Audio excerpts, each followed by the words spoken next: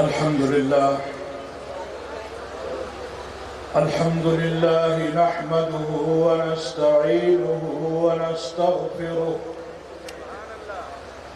ونؤمن به ونتوكل عليه ونعوذ بالله من شرور أنفسنا ومن سيئات أعمالنا من يهده الله فلا مضل له ومن يضلله فلا هادي له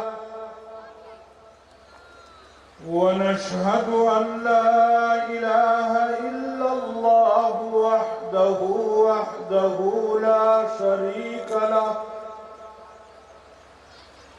ونشهد أن سيدنا وسندنا وحبيبنا ومولانا محمدا عبده ورسوله أما بعد فأعوذ بالله من الشيطان الرجيم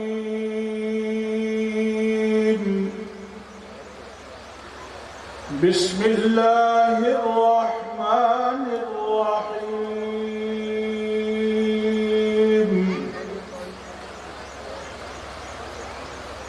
وما محمد إلا رسول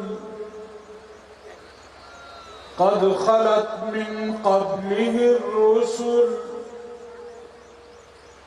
أفإن مات أو قتل انقلبتم على أعقابكم ومن ينقلب على عقبيه فلن يضر الله شيئا وسيجزي الله الشاكرين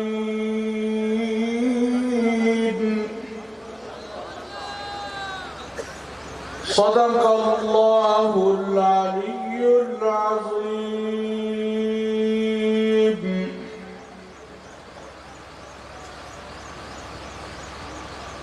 میرے انتہائی قابل قدر صدر جلسہ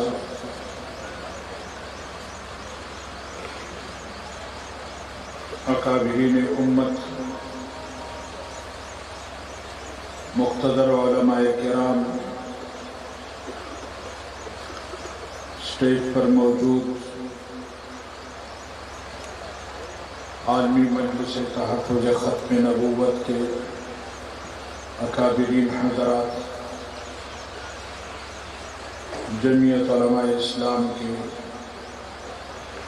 مقامی اور ذلی قیادت،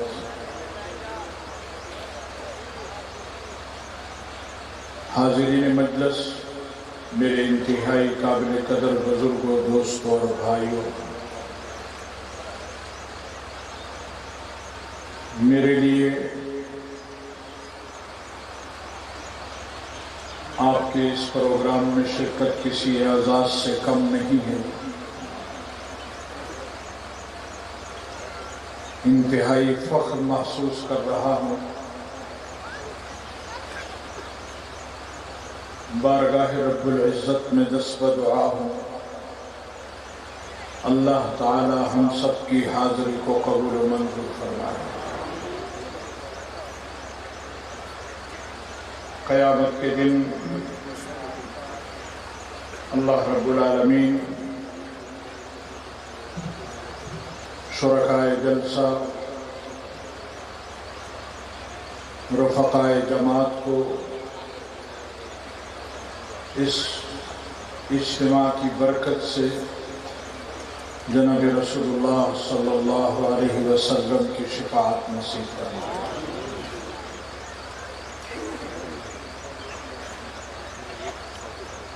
مجھ سے قبل بھی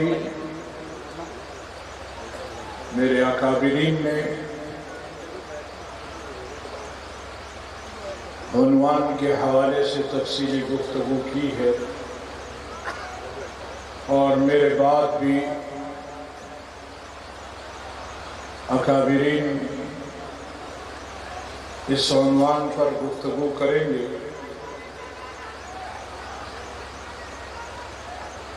میں آپ حضرات کے سامنے چند گزارشات عرض کرنا چاہتا ہوں۔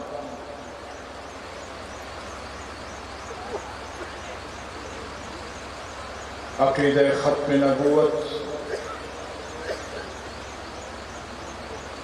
ہمارے اور آپ کے ایمان کا بنیادی جز ہے۔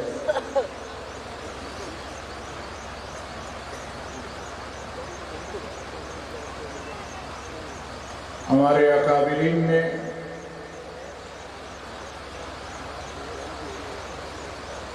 میدان سیاست میں رہتے ہوئے پارلیمنٹ کے اندر جو کردار ادا کیا،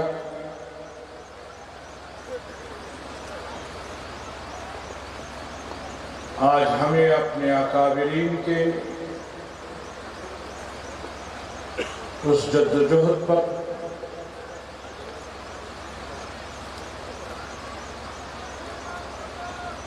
ان کی اس علمی خدمت پر فخر محسوس ہوتا ہے۔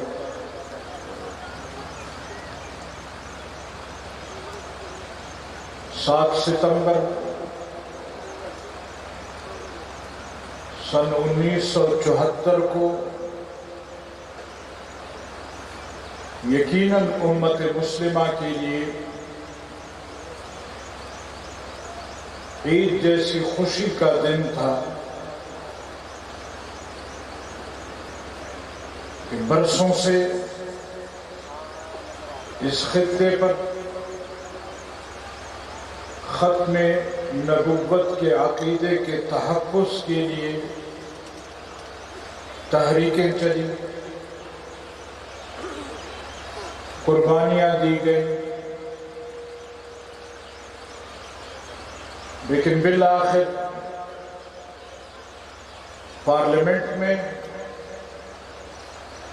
ہمارے اکابرین کی اس علمی خدمت اور علمی قوت نے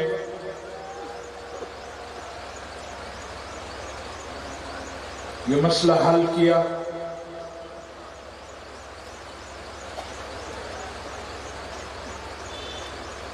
الحمدللہ ثم الحمدللہ،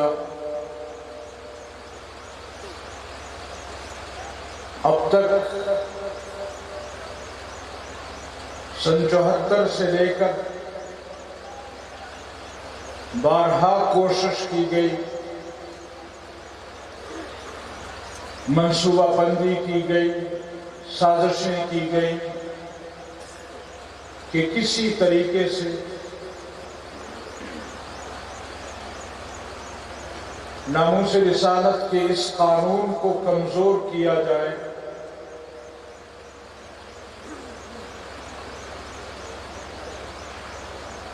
لیکن ہمارے اکابرین نے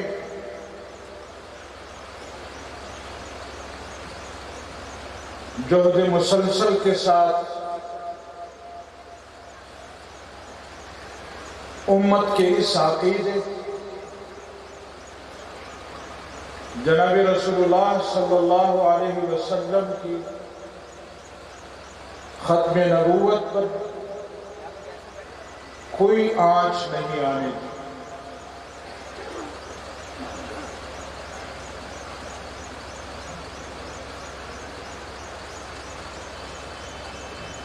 میرے محترم ساتھی، سیاسی حکومتوں میں بارہا کوششیں ہوئی،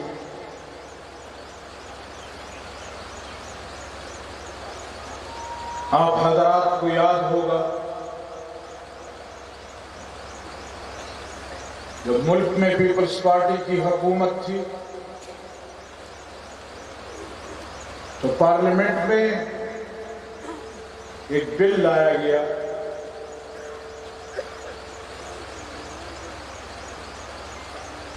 کہ ختم نبوت کے اس قانون اور ان سزاؤں کا یہ استعمال غلط ہوتا ہے، لہذا اس میں کچھ ترمیم کی جائے۔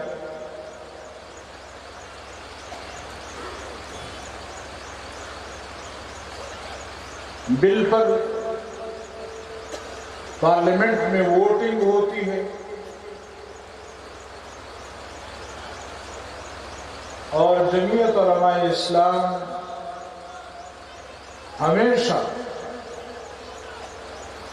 پارلیمنٹ کے اندر جب ووٹ کا مرحلہ آتا ہے تو پھر ہمیں مجبوراً عوام کے پاس آنا پڑتا ہے، کیونکہ پارلیمنٹ میں جمعیت علماء اسلام کے ممبران کی تعداد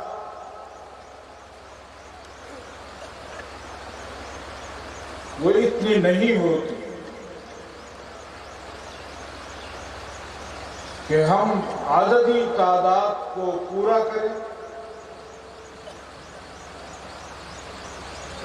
پھر ہمیں عوام کی طرف آنا پڑتا ہے اور جب پیپلز پارٹی کے دور میں اس طرح کا بل لایا گیا اس وقت پارلیمنٹ میں جمعیت علماء کے اراکین کی تعداد صرف 8 تھی۔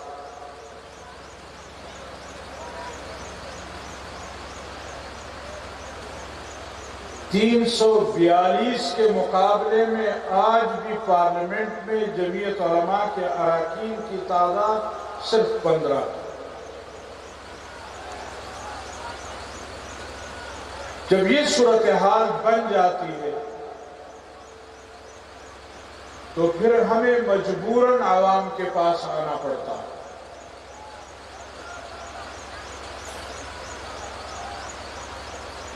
پیپلز پارٹی کے دور میں جب یہ بل لایا گیا، جمعیت علماء اسلام کی قیادت نے دیگر مذہبی جماعتوں کے ساتھ مل کر ملک بھر میں ختم نبوت کے جلسے، احتجاجی مظاہروں کا اعلان کیا اور سب سے پہلا مظاہرہ کراچی میں ہوا۔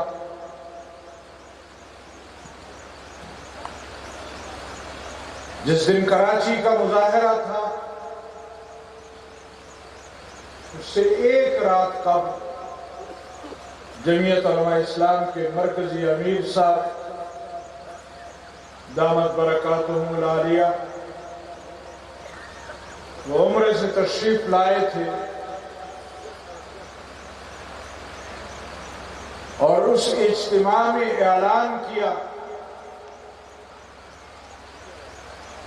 کہ حکمرانوں، تم اگر امریکہ کے ساتھ وعدہ کر کے آئے ہو، یورپ کے ساتھ وعدہ کر کے آئے ہو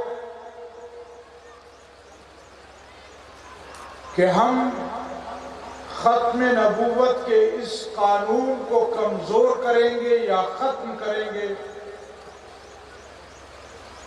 تو میں بھی روضہ رسول اللہ صلی اللہ علیہ وسلم کے سامنے اپنے آقا کے ساتھ صلی اللہ علیہ وسلم کے ساتھ وعدہ کر کے آیا ہوں کہ یا اس تن پر سر نہیں رہے گا اور یا پھر یہ قانون میں بدلنے نہیں دوں گا۔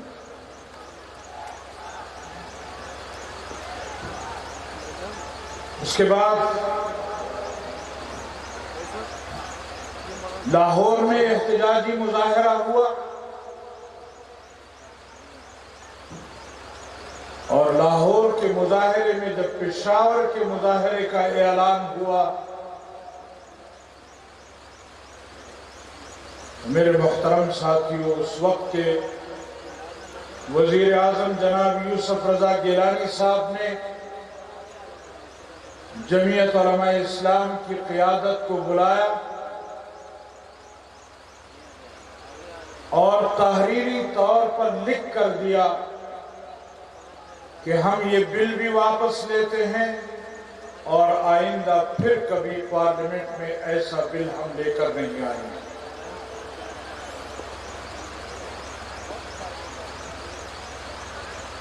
میرے محترم ساتھی، دوسری حکومتوں میں بھی یہ کوشش کی گئی، لیکن میرے محترم ساتھیوں، موجودہ حکمران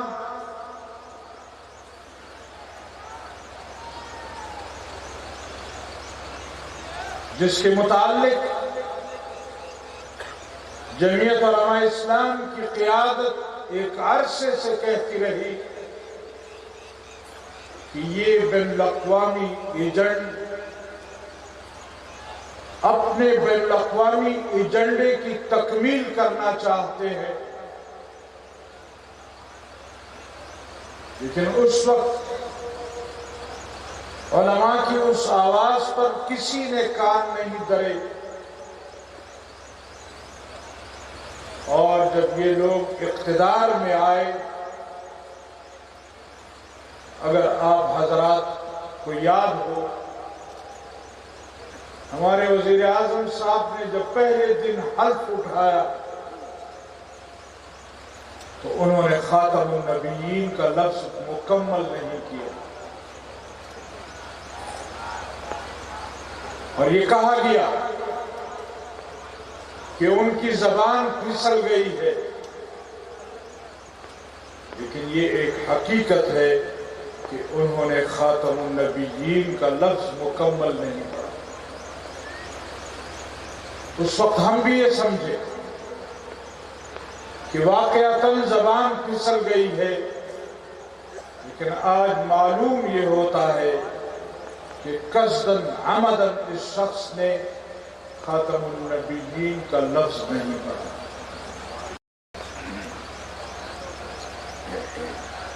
اس کے پھر فور بعد میاں عاطف جو کھلا قادیانی ہے،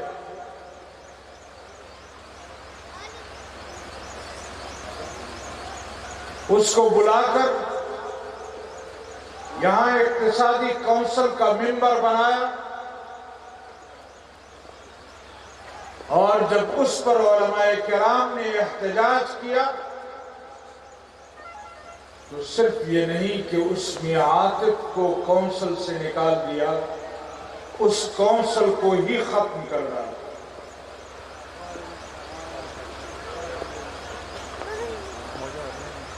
آسیہ ملعونہ کا کیس ہو، کرتارپور کی راہداری ہو، اس کے بعد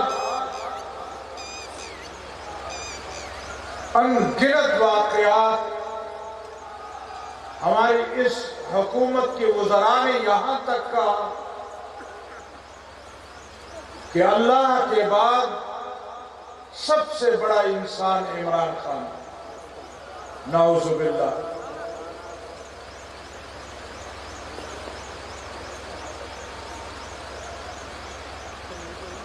صحابہ کرام کی توہین،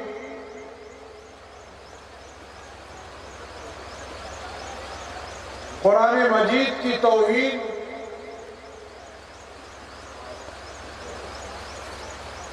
ہمارے وزیر اعظم صاحب نے مال غنیمت کو لوٹ مار کہا، صحابہ کرام کو بزدل کہا، نعوذ باللہ، نقل کفر رواج، اور آئے روز اس طرح کے واقعات کا مقصد یہ تھا کہ پاکستان میں بسنے والے مسلمانوں کے دلوں میں جناب رسول اللہ صلی اللہ علیہ وسلم یا ختم نبوت کے قانون کی اہمیت کو کم کیا.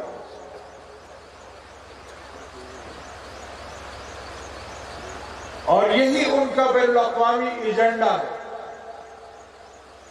اسی کی تکمیل کرنا چاہتے ہیں. جمعیت علماء اسلام اول روز سے ان کے ان ارادوں کو بھانپ چکی تھی،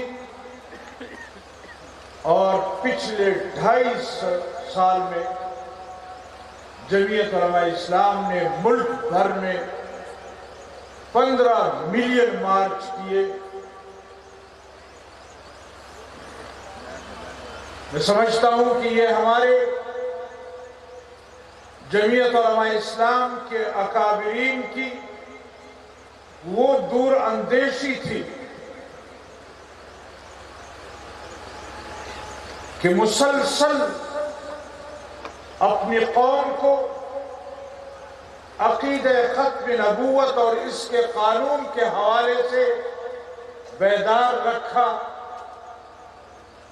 الحمدللہ ثم الحمدللہ یہ حکمران تو کیا، اگر امریکی لوگ بھی یہاں حکمران بن جائیں، انشاءاللہ جب تک جمعیت علماء اسلام اس ملک میں اور پارلیمنٹ میں ہے، کسی کا باپ ختم نبوت کے قانون کو نہیں چھوڑ سکتا. نعرہ تکبیر، تاجدار ختم نبوت، شان رسالت، عظمت صحابہ، جمعیت علماء اسلام، للکار حق مولانا عطا الرحمن، قائد جمعیت مولانا فضل الرحمن. میرے محترم ساتھی، اب بھی آئے روز اس عقیدے کو، اس قانون کو مسلمانوں کے جذبات کے ساتھ کھیلا جا رہا ہے، اور یہ ایک بین الاقوامی ایجنڈا ہے. جب یہاں ان کا راستہ روکا گیا، آپ نے دیکھا ابھی کچھ عرصہ پہلے فرانس میں جناب رسول اللہ صلی اللہ علیہ وسلم کی خاکوں کی تشہیر کر کے توہین کی گئی، اور آج دنیا بھر میں امت مسلمہ سراپا احتجاج ہے.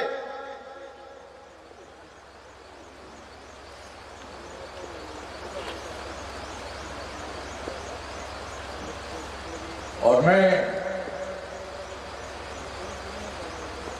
ترک کی حکومت، اس کے پارلیمنٹ اور اس کے صدر کو خراج تحسین پیش کرتا ہوں.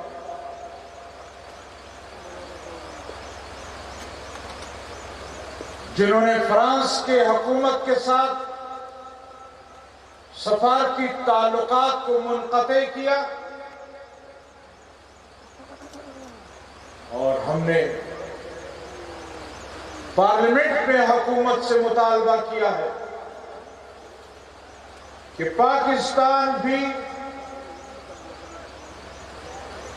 فرانس کے ساتھ اپنے سفارتی تعلقات کو ختم کرے،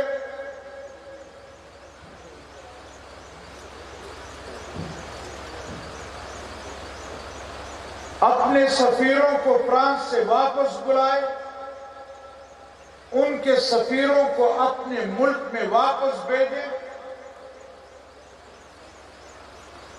لیکن میرے محترم صاحب، یہ وہ حکمران ہیں جنہوں نے آسیہ ملعونہ کو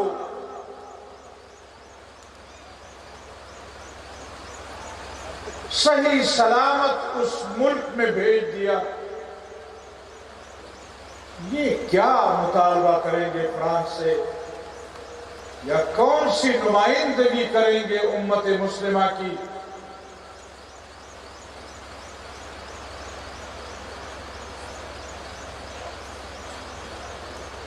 یہ بھی اسی عالمی ایجنڈے کے ایجنٹ ہے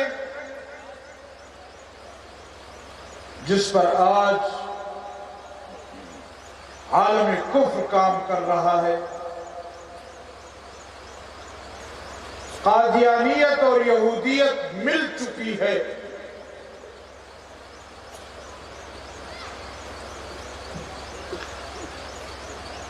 اور ان کی کوشش یہ ہے کہ کسی طریقے سے بھی ہو اس ختم نبوت کے قانون کو پاکستان کے آئین سے ختم کرنا چاہیے۔ اور میرے محترم ساتھی، اس حد تک وہ کوشش کرنا چاہتے ہیں کہ اگر اس کے لیے پاکستان کو بھی توڑنا پڑے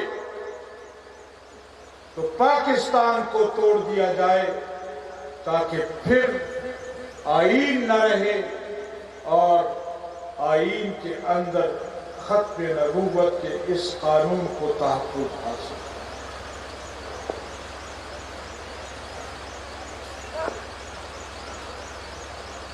بین الاقوامی قوتوں کو بھی اور پاکستان کے اندر موجود ان حکمرانوں کو اور ان اداروں کو اور ان قوتوں کو بتلانا چاہتے ہیں کہ ناممکن ہے کہ جمعیت علماء اسلام اس دھرتی پر موجود ہو اور تم اس قانون کو ختم کر سکو۔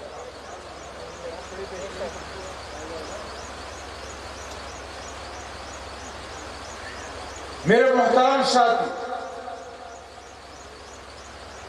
اگر آپ حضرات یہ چاہتے ہیں کہ یہ پاکستان بھی محفوظ رہے اور پاکستان کے اندر یہ آئین اور عقیدہ ختم نبوت کا قانون بھی محفوظ رہے، پھر ضرورت اس بات کی ہے کہ ہم مسلمان آپس میں متحد ہو جائیں۔ ایک مرتبہ پھر بین الاقوامی قوتوں کی سازش یہ ہے کہ امت مسلمہ کو پھر فرقوں میں تقسیم کیا جائے، پھر ان کے جذبات سے کھیلا جائے اور ان کو آپس میں لڑا کر اپنے مقصد کو حاصل کیا جائے۔ آج کے اس اجتماع کی وساطت سے میں عرض کرنا چاہتا ہوں، اپنی قیادت کی خدمت میں بھی یہ گزارش کرنا چاہتا ہوں، علماء کرام کی خدمت میں بھی یہ عرض کرنا چاہتا ہوں، اور آپ مسلمانوں کو بھی اس طرف متوجہ کرنا چاہتا ہوں کہ خدا را آپس میں متحد ہو جائے۔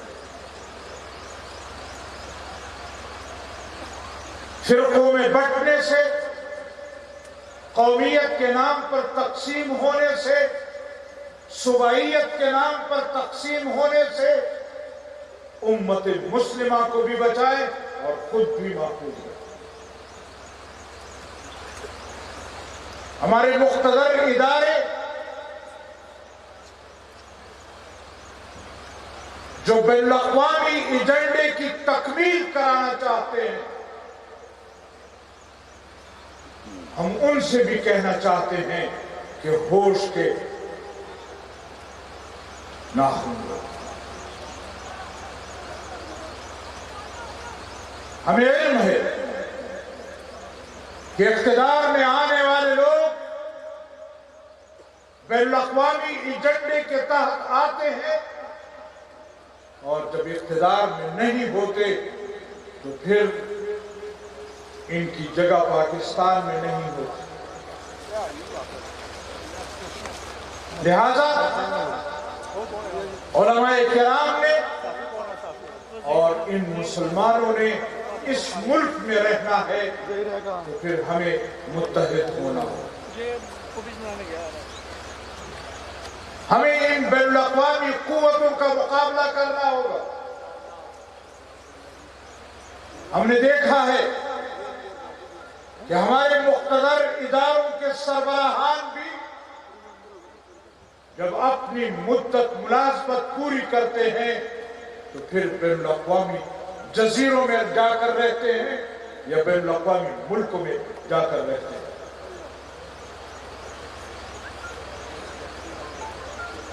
ہماری مقتدر شخصیات، ہماری عدالتوں کے بڑے، وہ بھی یہاں فیصلے کرنے کے بعد باہر ملک میں چلے جاتے ہیں. لیکن میں عام مسلمان کو دعوت دینا چاہتا ہوں کہ آپ حضرات جب پارلیمنٹ میں اپنے نمائندے بھیجتے ہیں، جب انتخابات میں حصہ لیتے ہیں، وہاں اپنے ذاتی مفادات سے بلند ہو کر ملک کے مفاد کو اور اپنے ایمان اور عقیدے کے مفاد کو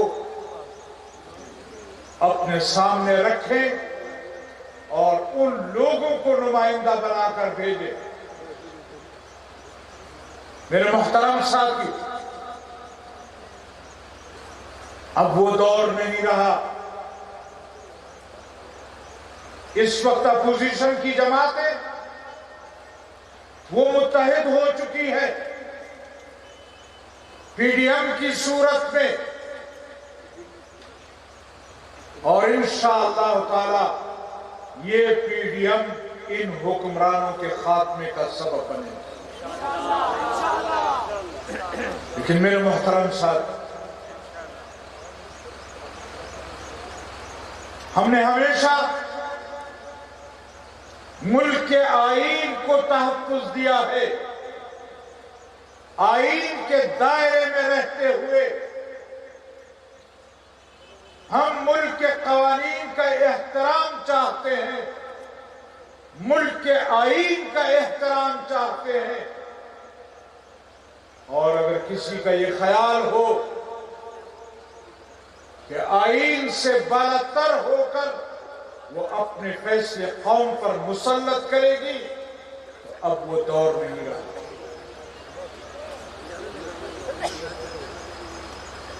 اب حکمرانوں کے ارادے، مقتدر قوتوں کی نیتیں یہ قوم جان چکی ہے.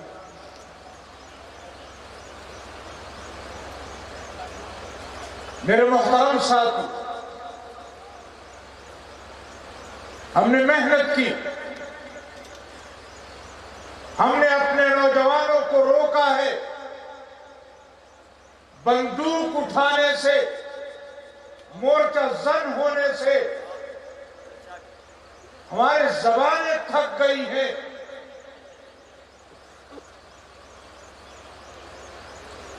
اور پھر بھی ہم مورد الزام مذہبی قوتوں کو ٹھہراتے ہیں. میرے محترم ساتھیوں، آج اگر میرا نوجوان وہ بندوق اٹھا کر پہاڑ کی طرف جاتا ہے، مورچے کی طرف جاتا ہے، میں نے اس کو آئین کے پابند بنانے کی کوشش کی ہے، میں نے اس کے اس اقدام کی مخالفت کی ہے، میں نے اس نوجوان کو روکا ہے. لیکن پچھلے 74 سالوں میں اگر پاکستان یہ لا الہ الا اللہ کے نام پر بنا ہے اور پارلیمنٹ اور میرے آئین کا تقاضا یہ ہے کہ یہاں اسلام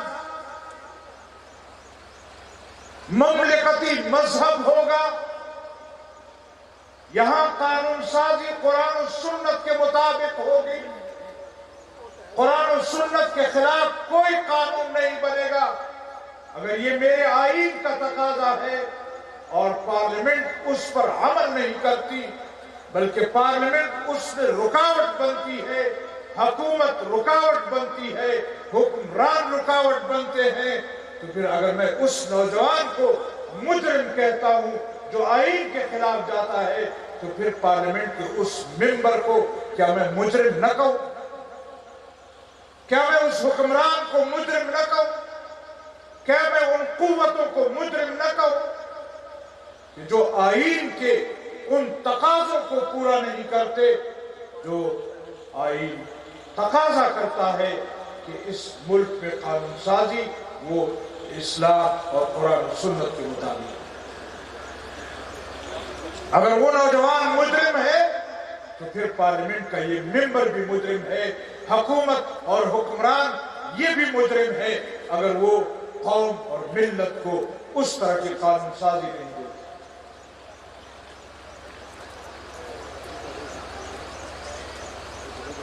میں نے اس دن پارلیمنٹ میں بھی کہا کہ آرمی پبلک سکول میں دھماکہ ہوتا ہے، ہم ان کے ساتھ جا کر روتے ہیں. کسی کالج اور یونیورسٹی میں دھماکہ ہوتا ہے، میرے قوم کے بچے شہید ہوتے ہیں، وہ ہمارے بچے ہیں، ہم ان کے پاس جا کر روتے ہیں. لیکن ابھی چند روز قبل پشاور کے مدرسے میں دھماکہ ہوا، وہاں حکمرانوں میں سے کوئی شخص ان کو پوچھنے نہیں گیا.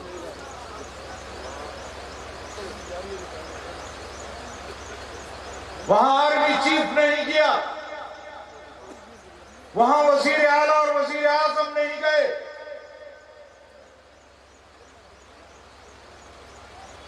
آج میرے مدرسے کا طالب علم شہید ہوتا ہے، اس پر رونے کے لیے بھی میں اکیلا ہوں. اگر یہ رویہ ہوگا حکمرانوں کا، یہ رویہ ہوگا مقتدر اداروں کا، پھر آپ بتلائیں ہمارے گلے کی جگہ کون سی؟ میرے محترم ساتھ، آج بھی پورے ہوش و حواس کے ساتھ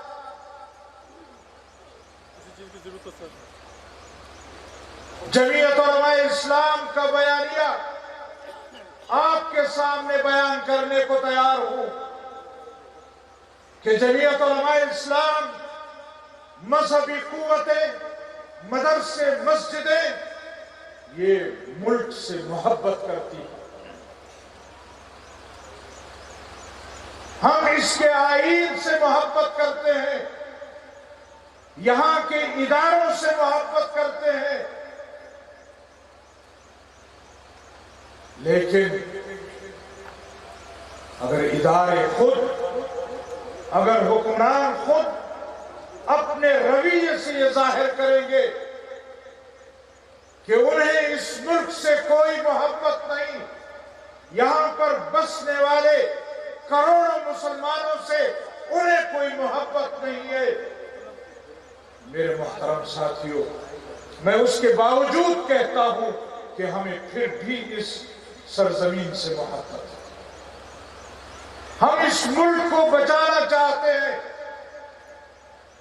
ہم اس کے آئین کا تحفظ چاہتے ہیں. یہ ملک ہے تو ہم ہیں، ہمیں مجبور نہ کیا جائے.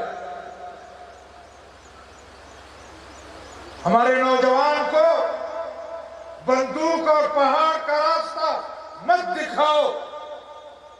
ہم نے بڑی مشکلوں سے ان لوگوں کو وہاں سے واپس کیا ہے. ہمارے نوجوان کو مذہب کے نام پر تقسیم مت کرو. ہم نے بڑی مشکلوں سے ان نوجوانوں کو روکا ہوا ہے.